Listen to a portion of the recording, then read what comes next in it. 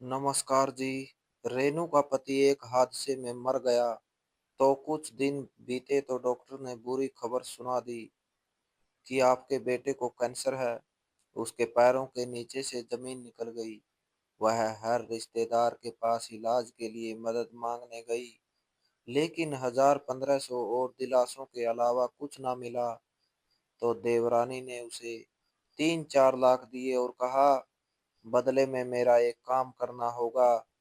देवरानी ने रात को उसके कमरे में एक पराया मर्द भेज दिया। तो रेनू ने पैसे देवरानी के मुंह पर मारे और भगवान के आगे गिरकर रोने लगी। और जब सुबह उठी तो उसकी आंखें फटी की फटी रह गई, क्योंकि बुआ, मेरा इकलौता सहारा इस दुनिया से चला गया है। आशीष मेरे साथ ऐसा कैसे कर सकते हैं? हमने तो एक साथ जिंदगी गुजारने के वादे किए थे। उसने वादा किया था कि हर मुश्किल समय में मेरा साथ देगा, मुझे कभी भी अकेला नहीं छोड़ेगा। और अब खुद ही जमाने की ठोकरें खाने के लिए मुझे अकेला छोड़ दिया है। मेरा तो छोड़े, मेरे बच्चे के बारे में भी नहीं सोचा। वह इस क्रूर दुनिया में कैसे बड़ा होगा? वह इस दुनिया का मुकाबला कैसे करेगा? बुआ, मैं क्या करूं? रेनू फूट फूट कर रोते हुए बुआ के गले लगी हुई थी। उसका दुख बहुत बड़ा था। समय के साथ ही धीरज जा सकता था। कोई शब्द उसके दुख को कम करने के लिए काफी नहीं था। मेरी बच्ची अगर मेरे बस में होता तो मैं सारी दुनिया से लड़कर तुम्हारे पति को वापस ले आती। मगर यहाँ मैं विवश हूँ। विधि के विधान के आगे किसी का बस नहीं चलता। इंसान पूरी दुनिया से तो लड़ लेता है, मगर सृष्टि रचने वाले से कैसे लड़े? उसकी इच्छा पर राजी होना ही पड़ता है। इसी में इंसान की भलाई है। बुआ ने बड़ी नरमी और स्नेह से रेनू को समझाने की कोशिश की, लेकिन रेनू के मन में इस समय सिर्फ आशीष की मृत्यु चल रही थी। सदमा इतना बड़ा था कि कोई बात असर नहीं कर रही थी। वह बार बार अपना सर बुआ के सीने से लगाकर सिसक रही थी, जैसे उसकी सांसें भी टूट रही हो। बुआ, मैं कैसे जी पाऊंगी? उसने मुझे हर धूप छांव में सुरक्षित रखा था। मैं उसके बिना कुछ भी नहीं हूँ। मैं तो एक कदम भी नहीं चल सकती। रेनू ने एक बार फिर रोकर दिल का दर्द निकाला। बुआ ने उसके आंसू साफ किए और उसे पानी दिया। वह जानती थी कि उनकी हिम्मत नहीं जो रेनू के दिल का बोझ कम कर सके। जिस ईश्वर ने यह दुख दिया है, वही उसे हल्का कर सकता है। बुआ को विश्वास था कि समय के साथ रेनू संभल जाएगी, मगर अभी तो उसके दिल पर लगी चोट नई थी। दुख ताजा था। वह अभी कैसे सहन कर सकती थी? कल ही की तो बात है, जब रेनू के पति आशीष को नौकरी में प्रमोशन मिला था। वह कितनी खुशी से घर में आया था। रेनू की पलकों पर खुशी तैर रही थी। उसने कहा था कि सबका मुंह मीठा कराना है। वो कितने प्यार से जस के सर पर हाथ फेर कर बोला था, पिताजी अभी आते हैं, बेटा आप दोनों के लिए मिठाई लानी है। फिर बड़े प्यार से मुस्कुराकर घर से निकला था। रेनू दरवाजे के पास खड़ी उसकी पीठ को देखती रह गई। उसे जरा भी अंदाजा नहीं था कि उसकी आखिरी झलक होगी, मगर भाग्य को कुछ और ही मंजूर था। खुशियों को जैसे किसी की बुरी नजर लग गई थी।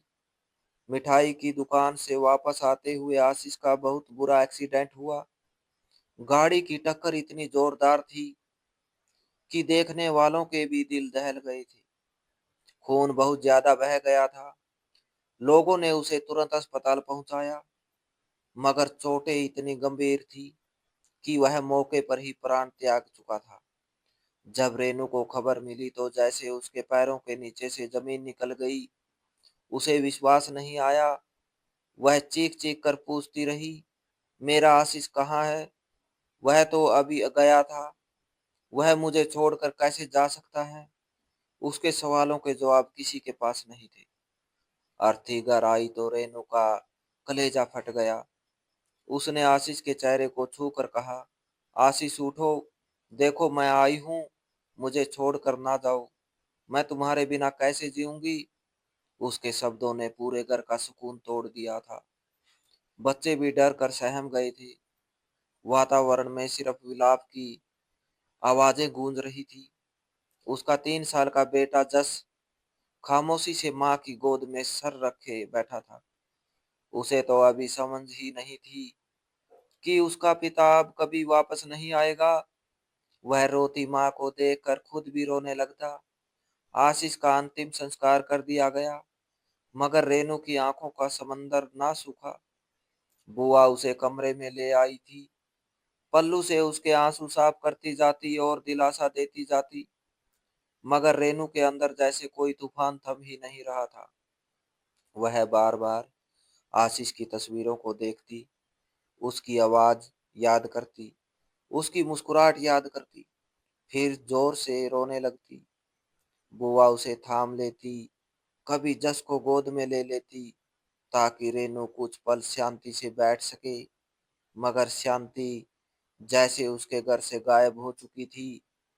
रात भर रेनू जागती रही, कभी बालों को पकड़कर रोती, कभी ईश्वर से सवाल करती, कभी आशीष का नाम पुकारते पुकारते थक जाती। बुआ ने उसके माथे पर हाथ रखकर उसे सुलाने की कोशिश की, मगर नींद कहाँ आती। उसका तो दिल जैसे सीने से अलग हो चुका था। हर पल उसे यही लगता था कि आशीष बाहर से दरवाजा खोलकर अंदर आएगा, आ जाएगा, मगर दरवाजा वैसे ही बंद रहा, खामोश, जैसे उसकी जिंदगी का दरवाजा बंद हो चुका हो। सुबह की रोशनी जैसे घर में उदासी लेकर आई। आशीष के बिना सब कुछ बदला बदला लग रहा था। रेनू ने जस को गोद में लिया। उसका नन्हा सा चेहरा आंसुओं से भीगा हुआ था। वह माँ के सीने से लिपट गया। माँ ने उसे चूम कर अपने दिल से लगाया। वह जानती थी कि अब उसे अपने बच्चे के लिए जीना है, मगर यह सोच भी उसे हौसला नहीं दे पा रही थी। बुआ ने उसके सर पर हाथ फेरा। बेटा, यह समय है, गुजर जाएगा। भगवान कभी धैर्य के बदले खाली हाथ नहीं छोड़ता। तुम्हें और जस को जिंदगी के लिए आगे बढ़ना होगा। रेनू खामोशी से सर झुकाकर रोने लगी। उसके अंदर अभी तूफान थमा नहीं था, मगर कहीं ना कहीं उसे विश्वास था कि बुआ ठीक कह रही थी। समय ही उसका मरहम बनेगा। धीरे धीरे समय गुजरता गया और रेनू इस दुख के तूफान से निकलने लगी। उसे अपने घर से निकलकर फिर से जिंदगी की तरफ लौटना पड़ा। उसे अपने बच्चे के लिए जीना था। जस बार बार माँ को रोता देखकर परेशान हो जाता था। उसके छोटे छोटे सवाल रेनू के दिल को काटते थे। माँ, आप क्यों रो रही है? पिताजी कब आएंगे? इन सवालों का कोई जवाब रेनू के पास नहीं था, मगर अपने बच्चे की खातिर वह खुद को संभालने लगी। अब जस ही उसकी पूरी दुनिया था। इसी के लिए जीना मरना था। अगर वह भी परेशान रहता तो रेनू के लिए जीने का मकसद ही खत्म हो जाता। एक दिन उसने अपने आंसू पोंछे और सिलाई मशीन निकाल कर सामने रख दी। यही उसका सहारा था। उसने गहरी सांस ली और खुद से कहा कि उसे जस के लिए मजबूत होना होगा। उसने कपड़े सिलाई करने का काम शुरू कर दिया। मोहल्ले की औरतें उसे जानती थी। सब उसके दुख से परिचित थी, इसलिए हर कोई उससे अपने कपड़े सिलाई करवाने लगी। वह भी अपनी तरफ से उसे अच्छे पैसे देती, ताकि उसके घर का चूल्हा जलता रहे। जैसे तैसे करके गुजर बसर होने लगा। रेनू ने जस का एक अच्छे स्कूल में नाम लिखवा दिया।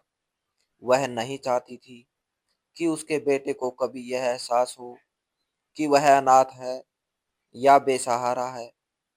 स्कूल वालों की रोज नई नई जरूरतें सामने आती, कभी किताबें, कभी मेले का खर्च, कभी यूनिफॉर्म, कभी फीस।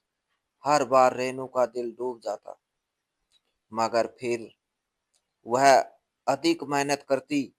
रात के 1 डेढ़ बजे तक सिलाई करती, हाथों में सूजन आ जाती, मगर वह रुकती नहीं थी। वह नहीं चाहती थी कि जस की जिंदगी की दौड़ किसी से पीछे रह जाए। वह अपने बेटे के भविष्य के लिए खुद को बलिदान कर रही थी। वह सोचती रहती कि एक दिन जस बड़ा हो जाएगा, पढ़ लिख कर किसी योग्य बन जाएगा, फिर उसकी जिंदगी आसान हो जाएगी। वह बुढ़ापे में सुकून से रहेगी, उसके बेटे की शादी होगी, घर में बहू आएगी, हर तरफ खुशियां ही खुशियां होंगी। रेनू ने जागती आंखों से यह सब सपने बुन लिए थे। उसे लगता था कि मुश्किल की घड़ियां गुजर गई है, अब सिर्फ मेहनत और आगे बढ़ने का सफर बाकी है। लेकिन उसे अंदाजा नहीं था कि जिंदगी ने अभी उसके लिए और भी परीक्षाएं रखी हुई है। उसे मालूम नहीं था कि आने वाले दिन उसके सारे सपने अंधेरे में धकेल देंगे। जस को स्कूल जाते 2.5 महीना हो चुका था। वह खुश भी रहता था, कभी कभी स्कूल की बातें भी बता देता था, कभी अपनी कॉपी में बने सितारे देखता। रेनू का दिल खुशी से भर जाता। मगर एक दिन सुबह के समय जैसे ही रेनू कपड़ों की सिलाई में व्यस्त थी कि उसके पड़ोसी का फोन आया। टीचर ने बताया कि जस की तबीयत अचानक बहुत खराब हो गई है, वो बेहोश सा हो रहा है, रेनू तुरंत स्कूल आ जाए। यह खबर सुनकर रेनू के पैरों के नीचे से जमीन निकल गई। उसके हाथ कांपने लगे, सांस रुकने लगी। उसे कुछ समझ नहीं आया। उसने दरवाजे तक नजर दौड़ाई, ना चप्पल पहनी, ना पल्लू ठीक किया। आंखों में आंसू तैरते हुए वह नंगे पैर स्कूल की तरफ दौड़ पड़ी। रास्ते में लोग उसे हैरानी से देखते रह गए, मगर रेनू को कुछ नजर नहीं आ रहा था। उसके दिल की धड़कन इतनी तेज थी जैसे सीना फाड़ देगी। जब वह स्कूल पहुंची तो जस फर्श पर लेटा बेहोश था। इस दृश्य ने रेनू का दिल मुट्ठी में जकड़ लिया। वह चीख कर जस के पास आई। उसने उसे अपने सीने से लगाया। मेरा बेटा जस, आंखें खोलो, क्या हुआ है मेरे बच्चे। मगर जस का छोटा सा शरीर बेजान था, उसकी सांसें बहुत कमजोर थी। रेनू का दिल टूटने लगा। उसे ऐसा लगा जैसे पूरी दुनिया उसकी उजड़ रही हो। उसने कांपते हाथों से जस को उठाया, उसका चेहरा अपने पल्लू से साफ किया। स्कूल के दरवाजे से बाहर निकली और पूरे रास्ते दौड़ती रही। घर पहुंचकर उसने जितने भी पैसे रखे हुए थे सब इकट्ठे किए। कुछ सिलाई से मिले थे, कुछ पिछले महीने से बचे थे, थोड़े नोट, कुछ सिक्के थे। उसने सब मुट्ठी में भरा और तुरंत जस को लेकर अस्पताल की ओर भाग पड़ी। उसके कदम लड़खड़ा रही थी, मगर वह रुक नहीं सकती थी। उसे अपने बेटे को बचाना था। वह जस को खोना नहीं चाहती थी। ईश्वर से रो रो कर प्रार्थना करती जाती, हे भगवान मेरे बच्चे को बचा ले, मैं उसके बिना नहीं जी पाऊंगी। रेनू अस्पताल की बेंच पर बैठी कांप रही थी। जस के शरीर में लगी ड्रिप को देखते हुए उसके हाथ कांप रही थी। दिल में डर की चट्टानें गिरती जा रही थी। डॉक्टर अंदर गए हुए थे और हर बीतता पल उस पर भारी हो रहा था। बुआ भी उसके साथ थी। वह मंत्र पढ़ती, कभी रेनू के सर पर हाथ रखती थी, मगर रेनू का डर खत्म होने का नाम नहीं ले रहा था। दरवाजा खुला तो डॉक्टर गंभीर चेहरा लिए बाहर निकले। आप जस की माँ है। रेनू हिचकियों में सर हिला ना सकी, सिर्फ नम आंखों से हाँ का इशारा कर सकी। डॉक्टर ने गहरी सांस ली और कहा, बच्चा काफी देर तक बेहोश रहा है। हमने टेस्ट किए हैं और कुछ रिपोर्ट्स तुरंत आ गई है। रेनू का दिल डूबने लगा, आंखें फैल गई। डॉक्टर, मेरे बेटे को क्या हुआ है? वह ठीक हो जाएगा ना? डॉक्टर ने नजरें झुकाकर नरम आवाज में कहा कि आपके बेटे को कैंसर है। एक पल में दुनिया उसके सामने अंधेरी हो गई। रेनू के पैर कांपने लगे। बुआ ने उसे संभाला, मगर रेनू के अंदर कुछ टूट गया था। उसने थरथराती आवाज में कहा, ऐसा कैसे हो सकता है? वह तो ठीक था, वह तो खेलता था और हंसता था। डॉक्टर ने अफसोस से सर हिलाया। हम पुष्टि से नहीं कह सकते और टेस्ट करने होंगे, मगर लक्षण साफ है। इलाज तुरंत शुरू करना होगा, वरना समय निकल जाएगा। रेनू ने कांपते हुए पूछा, कितने पैसे लगेंगे? डॉक्टर ने फाइल बंद करते हुए भारी आवाज में कहा, इलाज लंबा है, कम से कम 13 से 14 लाख, शायद इससे भी ज्यादा। रेनू का दिल जैसे बंद हो गया। 13-14 लाख उसके लिए सपने जैसी रकम थी। उसकी आंखों से आंसू टपकने लगे। डॉक्टर ने कहा, मुश्किल जरूर है, मगर उम्मीद ना छोड़े, शायद कोई मदद कर दे। मगर मदद कहाँ से आती, कौन करता? उस दिन से रेनू हर रोज हर दरवाजे पर गई, हर रिश्तेदार के पास पहुंची। मामा, चाचा, बुआ, ससुराल वाले, सबके पास गई, मगर हर जगह एक ही जवाब मिला, हम कोशिश करेंगे, 3-4 हजार रख लो, प्रार्थना है भगवान स्वस्थ करे। 3-4 हजार से क्या होता? वह 13-14 लाख कहाँ से लाती? हर शब्द उसके गांव को गहरा कर रहा था। वह जस का चेहरा देखती तो दिल बैठने लगता। वह बेहोश पड़ा हुआ मासूम शरीर उसकी आत्मा तक हिला देता था। घर आकर वह जस के पास बैठी और उसका सर थाम कर रो पड़ी। बेटा, मैं तुम्हें कुछ नहीं होने दूंगी। मगर उसकी अपनी उम्मीद बिखर रही थी। श्याम के समय दरवाजा खुला। उसकी देवरानी अंदर आई और वह औरत जो हमेशा ताने देती थी, आज अजीब गंभीर थी। उसने कहा कि सुना है, जस की हालत बहुत खराब है। रेनू ने आंखें झुका ली। इलाज के लिए बहुत पैसे चाहिए। रेनू की आवाज रूंध गई। हाँ, बहुत ज्यादा। मैं हर जगह से आई हूँ, मगर कोई मदद नहीं कर रहा। देवरानी ने परस खोला और एक बड़ा लिफाफा उसके सामने रख दिया। इसमें 7 लाख है, ले लो, अपने बेटे का इलाज करवा लो। रेनू के हाथ कांप गए। यह उसके लिए जिंदा रहने का सहारा था। उसने अविश्वास से पूछा, मैं यह कैसे ले सकती हूँ? देवरानी ने कठोर स्वर में कहा, एक शर्त है, अगर मानती हो तो पैसे तुम्हारे। रेनू का दिल धड़कने लगा। कैसी शर्त? देवरानी के होठों पर रहस्यमयी मुस्कुराहट फैल गई। शर्त बाद में बताऊंगी, अभी पैसे रख लो। रेनू के मन में जस की डूबती सांसें गूंज रही थी। उसने कांपते हुए हाथों से लिफाफा उठाया।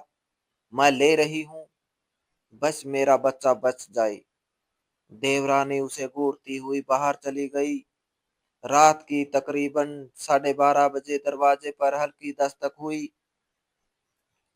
रेनू चौंक गई। उसने दरवाजा खोला तो एक अनजान मर्द खड़ा था। भारी शरीर वाला लंबा आदमी, उसकी आंखों में अजीब चमक थी। वो बोला, क्या अंदर आ जाऊं? रेनू ने डर कर पूछा, आप कौन हैं? आदमी ने दरवाजा जोर से धकेला और अंदर कदम रखा। तुम्हारी देवरानी ने भेजा है। रेनू के कदम जैसे ही पत्थर हो गई। क्यों भेजा है? आदमी हंस पड़ा। 7 लाख यूं ही नहीं मिले तुम्हें। रेनू को चक्कर आने लगे। उसने पीछे हटते हुए कहा कि मैंने ऐसा कोई वादा नहीं किया। आदमी आगे बढ़ा और गुस्से में बोला कि बहाने छोड़ो। तुम्हारी देवरानी ने कहा है कि आज की रात यही काम करना है। रेनू की चीख निकल गई, नहीं, दूर रहो। मैं पाप नहीं करूंगी, मैं धर्म नहीं करूंगी। वह कमरे के कोने में सिमट गई। उसकी आंखों से आंसू बह रहे थे। मेरे बेटे के इलाज के लिए मैंने पैसे लिए थे, किसी गंदगी के लिए नहीं। आदमी बोला तो पैसे वापस कर दो। रेनू ने लिफाफा उठाया और गुस्से में उस आदमी के मुंह पर दे मारे। नोट जमीन पर बिखर गए। ले जाओ यह गंदे पैसे। मैं अपना धर्म नहीं बेचूंगी। मैं भगवान को क्या जवाब दूंगी। वह जमीन पर गिर गई और जोर जोर से रोने लगी। हे ईश्वर, मैं विवश थी, मुझे क्षमा कर दे, मैंने पाप नहीं किया। वह आदमी कुछ पल उसे देखता रहा, फिर हंसता हुआ बाहर चला गया। वह जाते हुए बोला कि अब देख लेना, तुम्हें कोई नहीं बचाएगा। दरवाजा जोर से बंद हुआ। रेनू जमीन पर पड़ी कांप रही थी।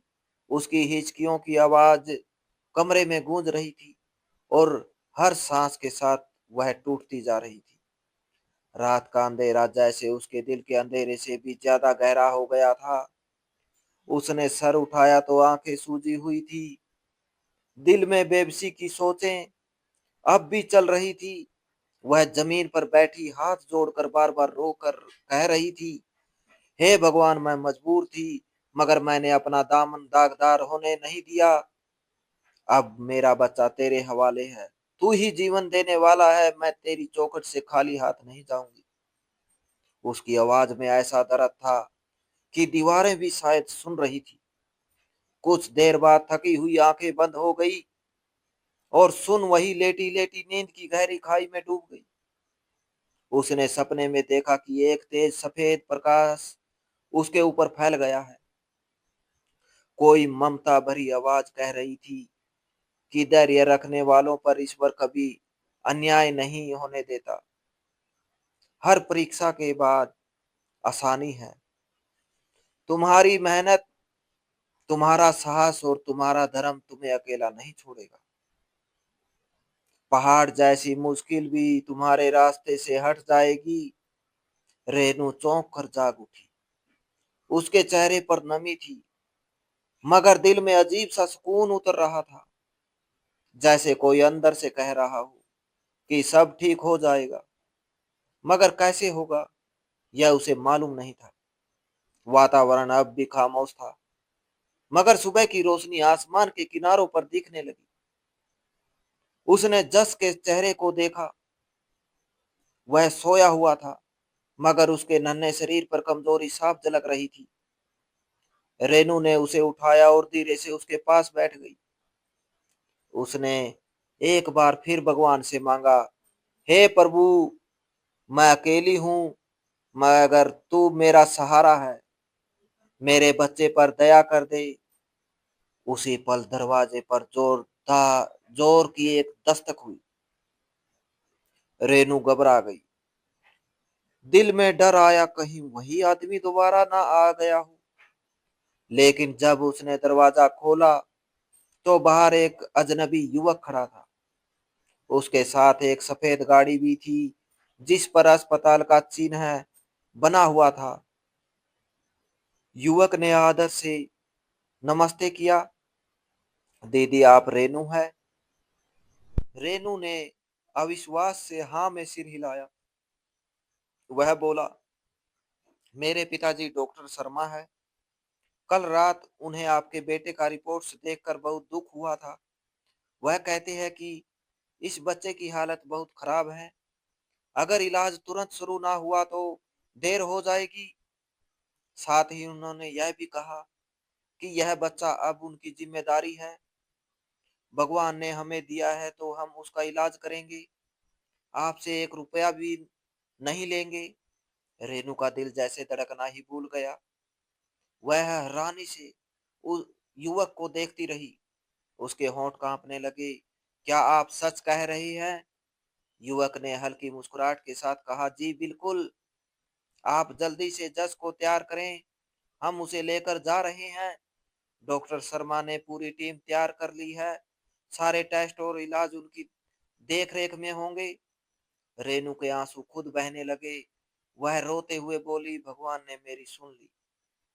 युवक ने कहा कि प्रार्थना का द्वार कभी बंद नहीं होता।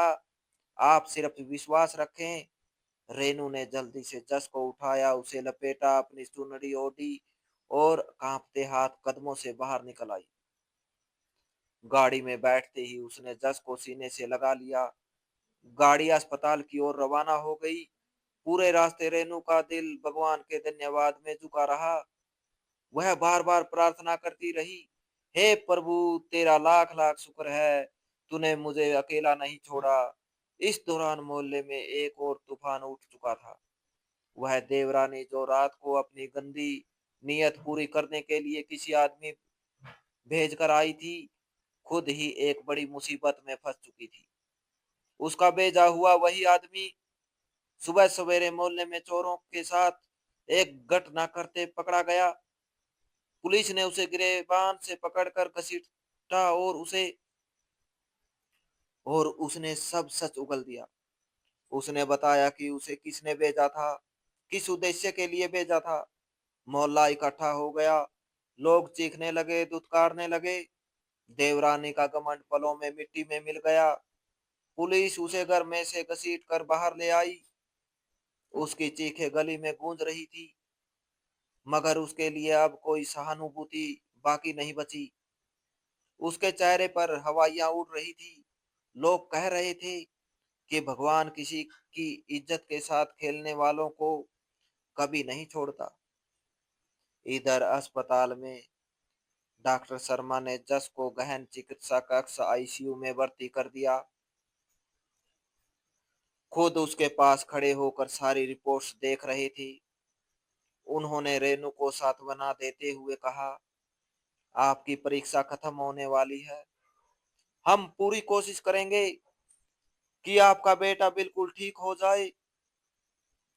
और वाकई वह दिन रेनू की जिंदगी में चमत्कार की तरह था। उसे लगा कि भगवान ने सारी दुनिया उसके खिलाफ कर दी थी, मगर आखिरी पल में वही उसके लिए हित में बदल गई थी। तो दोस्तों, इस कहानी को लेकर आपकी क्या राय है? कमेंट बॉक्स में कमेंट करके जरूर बताएं। और अगर आपको हमारी आज की कहानी अच्छी लगी हो तो प्लीज इसे लाइक जरूर करें। अगर आपने अभी तक हमारे एसके की जुबानी 2.0 चैनल को सब्सक्राइब नहीं किया तो जरूर कर लीजिए। तो मिलते हैं ऐसी एक और मोटिवेशनल कहानी के साथ। Thanks for watching.